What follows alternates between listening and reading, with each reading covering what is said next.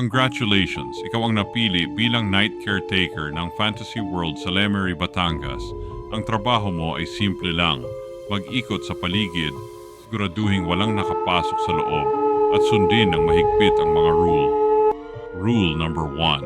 Kapag narinig mong umandar ang carousel kahit patay lahat ng ilaw, huwag mong lapitan. Makikita mong may mga anino na nakasakay, mga bata na matagal nang hindi umuuwi. Hayaang matapos ang musika kahit pa parang bumubulong ang mga tawa. Rule number 2. Kung makarinig ka ng mga batang tumatakbo sa paligid ng fountain, huwag kang lumapit. Matagal nang tuyo ang tubig dyan at ang mga yabag na yon ay hindi sa tao. Rule number 3. Tuwing 2:00 ng umaga, magbubukas ang ticket booth. Huwag mong silipin kahit marinig mong tinatawag ang pangalan mo.